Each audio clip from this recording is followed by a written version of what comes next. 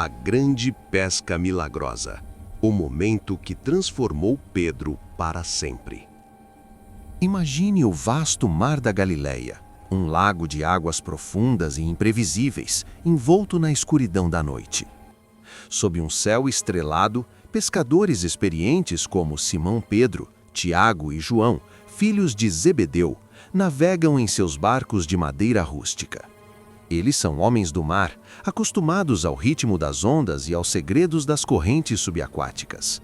Mas nesta noite particular, o mar parece conspirar contra eles. Hora após hora, eles lançam suas redes tecidas de linho e cânhamo, esperando capturar os cardumes de toda espécie de peixe que costumam subir à superfície na escuridão da madrugada.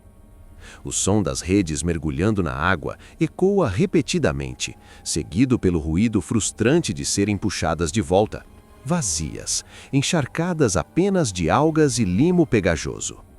O suor escorre pelos rostos cansados, misturando-se ao sal do ar, enquanto as lamparinas a óleo tremeluzem, consumindo o precioso combustível sem retribuição. Cada lançamento é um ato de esperança renovada, mas o silêncio do mar responde com indiferença cruel. À medida que as horas se arrastam, a fadiga se instala. Músculos doloridos, olhos ardendo de sono e uma crescente frustração que pesa mais que qualquer rede cheia. Eles sabem que o sustento de suas famílias depende dessa pescaria. Pão, roupas, impostos ao Império Romano. Mas o mar, caprichoso como os deuses pagãos que muitos ainda temem, nega-lhes qualquer graça. Ao primeiro vislumbre do amanhecer, com o horizonte tingindo-se de rosa e ouro, os pescadores finalmente desistem, remando de volta à praia com barcos vazios e corações pesados. A chegada à beira da praia é um ritual de derrota. Os barcos, com cascos arranhados pelas pedras e redes penduradas nas bordas, são arrastados para a areia úmida com um rangido surdo de madeira contra a terra. Simão Pedro, o líder natural do grupo, salta para fora primeiro, suas sandálias afundando na areia fria. Ele e seus companheiros, Tiago, forte e determinado, e João, o mais jovem e reflexivo, começam a recolher as redes. Elas são estendidas sobre a praia, onde a luz crescente revela os danos, fios desgastados, nós soltos e o vazio absoluto que as torna leves demais. O processo de lavagem é meticuloso. Mergulham as redes na água rasa da margem, agitando-as para remover o limo verde e as pequenas criaturas marinhas presas. Gotas d'água salpicam o ar, misturando-se ao cheiro forte de peixe ausente, apenas o odor salgado do lago e o suor acumulado de uma noite desperdiçada.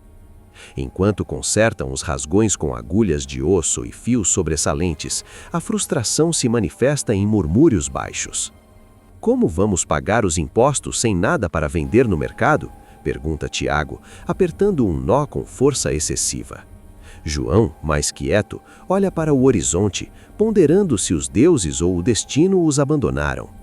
Pedro, o mais experiente, sente o peso da responsabilidade.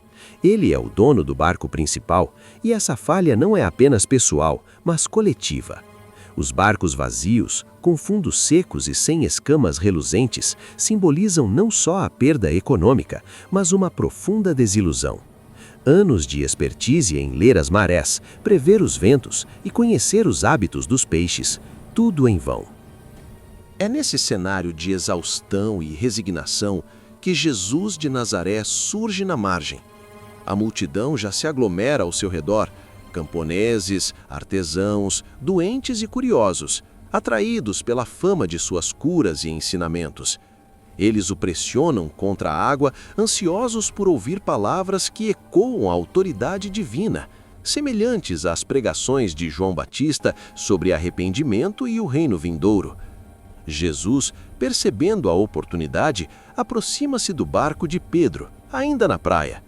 Com uma voz firme e serena, ele pede: Simão, afasta o barco um pouco da terra para que eu possa ensinar a multidão. Pedro, apesar do cansaço, concorda, talvez por respeito ao rabi que já ouviu falar ou por curiosidade. Jesus senta-se no barco, usando-o como púlpito flutuante, e prega sobre o reino de Deus, suas palavras ressoando como ondas sobre a água, tocando corações endurecidos pela vida cotidiana. Terminado o ensino, Jesus volta-se diretamente para Pedro, ainda no barco. Sem hesitação, o carpinteiro, que nunca manejava redes ou remos profissionalmente, dá uma ordem que desafia toda a lógica. Faze-te ao largo, para as águas profundas, e lançai as vossas redes para a pesca. Pedro, com os olhos injetados de fadiga, responde com uma honestidade crua. Mestre, trabalhamos a noite inteira e nada apanhamos. As águas estão claras agora, os peixes descem para o fundo durante o dia. É inútil.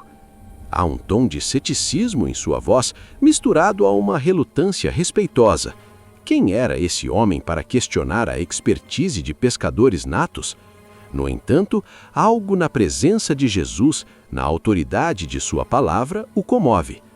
Mas sob a tua palavra lançarei as redes, declara Pedro, sinalizando para Tiago e João prepararem o barco. Eles remam para o largo, o sol agora alto aquecendo suas costas, e lançam a rede mais uma vez, talvez com um suspiro de dúvida, mas impulsionados por uma centelha de fé. O milagre explode em instantes. A rede, antes inerte, agita-se violentamente ao tocar a água profunda. Um cardume imenso, como se convocado por uma força invisível, enche-a até o limite. O peso é colossal. Os fios esticam com estalos ameaçadores, rasgando em pontos fracos. Pedro e seus companheiros puxam com todas as forças, veia saltando nos braços, mas é demais para um só barco. Tiago, João, vinde depressa! Grita Pedro, sua voz ecoando sobre as águas. As redes estão se partindo, há peixes demais. Do outro barco próximo, os irmãos remam furiosamente, aproximando-se para ajudar. Diálogos urgentes trocam-se no mar. Segure aí, Pedro, não solte, exclama Tiago, enquanto João amarra uma corda extra para reforçar.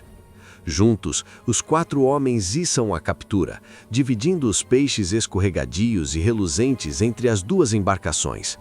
A abundância é sobrenatural. Toneladas de peixes, de todas as espécies do lago, enchem os barcos até a borda, fazendo a água lamber as laterais e as embarcações afundarem perigosamente, quase submergindo sob o peso da bênção. O que era vazio torna-se transbordante. O mar, obediente à voz de Jesus, revela sua generosidade divina. A cena culmina em um momento de profunda emoção. Pedro, atordoado pelo poder manifestado, cai de joelhos no barco lotado, peixes pulando a seus pés. Lágrimas misturam-se ao suor, enquanto ele clama: Senhor, ausenta-te de mim, pois sou um homem pecador. Ele reconhece em um instante de revelação a divindade de Jesus, aquele que comanda a criação, o mesmo Deus que controlava as águas no Êxodo ou acalmava tempestades. Pedro atribui todo o mérito a Jesus, vendo nele não um rabi comum, mas o Senhor do universo, cuja santidade expõe sua própria impureza. Jesus, com olhos cheios de compaixão, estende a mão. Não temas, Simão, de agora em diante serás pescador de homens. Nesse chamado, Pedro, Tiago e João abandonam tudo, barcos, redes, a captura milagrosa, e seguem Jesus, transformando sua vida de mera sobrevivência em uma missão eterna. A grande pesca milagrosa, registrada em Lucas 5, de 1 a 11, é um marco teológico que estabelece a soberania de Cristo sobre a criação e a essência do chamado apostólico. O fracasso da noite de Pedro representa a insuficiência da capacidade e da experiência humanas quando desassociadas da direção divina. Ele usou toda a sua técnica, mas obteve 0 resultado. A palavra de Jesus, faze-te ao largo e lançai as vossas redes, não é apenas um conselho de pesca, mas uma ordem que exige uma obediência paradoxal baseada unicamente na fé. O milagre não é apenas uma bênção material, a pesca é um catalisador para a revelação espiritual. A presença do poder de Deus manifesta-se de forma tão incontestável que expõe a miséria humana. A confissão de Pedro, Senhor, ausenta-te de mim, pois sou um homem pecador, é a clássica resposta do homem perante a santidade divina, como Isaías 6:5, reconhecendo que a única forma de coexistir com Deus é através de sua graça. A chave para o sucesso sobrenatural é a submissão incondicional à palavra de Jesus, mesmo que ela contradiga a experiência, a ciência ou o senso comum. Pedro agiu contra a lógica, trabalhamos a noite inteira e nada apanhamos, mas sob a tua palavra. Um microcosmo do princípio da reforma, onde a fé é o único canal para a operação do poder de Deus. O chamado final transforma a vocação terrena em missão celestial. De pescador de peixes, sustento temporário, a pescador de homens, propósito eterno. Jesus redefine o sucesso. A abundância da pesca milagrosa serve como uma profecia viva da frutificação do ministério apostólico. Assim como os barcos transbordaram, a igreja transbordará de almas colhidas para o reino de Deus. Portanto, a narrativa é um convite atemporal para que o crente, ao enfrentar seus próprios barcos vazios, frustração, escassez, vazio existencial, abandone a autossuficiência e lance-se nas profundezas da fé, obedecendo à voz de Cristo. Gostou do conteúdo? Deixe seu like, inscreva-se e ative as notificações para receber mais dicas. Quer criar